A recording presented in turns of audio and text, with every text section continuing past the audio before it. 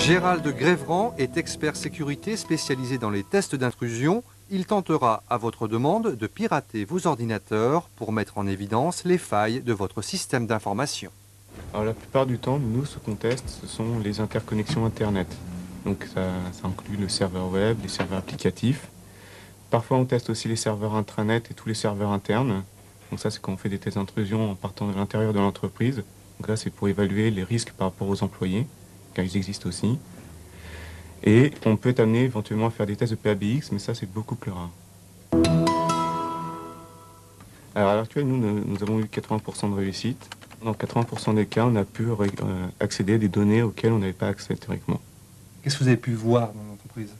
Alors ça peut être un peu tout et n'importe quoi. Ça peut être récupérer le fichier de mot de passe sur un serveur Unix. Ça peut être récupérer une page web inaccessible théoriquement sur un serveur web. Ça peut être accéder à une base de données, justement, c'est arrivé. Ou par exemple, mettre en évidence la possibilité pour un utilisateur d'exécuter des opérations auxquelles il n'a pas accès.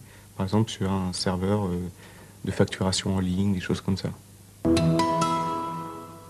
À l'heure actuelle, les différents points d'entrée sur un système d'information sont à peu près les serveurs web, en particulier chez les entreprises qui ont fait appel à des prestataires pas sensibilisés à la sécurité. Il y a les serveurs d'application, quand justement la sécurité n'a pas été prise en compte au départ dans la conception de l'application.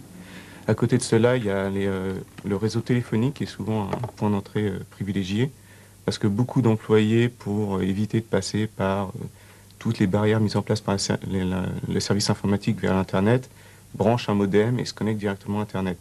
Le problème, c'est que ce modem est un point d'entrée potentiel vers le système d'information de l'entreprise. Ça dépend de ce que l'entreprise met sur Internet. Si c'est dans le cas d'un site web, le danger serait plutôt l'altération des données. C'est-à-dire que pour votre image de marque, si on remplace la photo de votre patron par celle de Lovamour, en niveau d'image de marque, ça ne va pas être terrible. Par contre, pour les entreprises qui ont par exemple un serveur intranet mis à disposition sur Internet, là, il y a un risque de récupération de données ou d'altération des données, et là, ça peut être plus grave.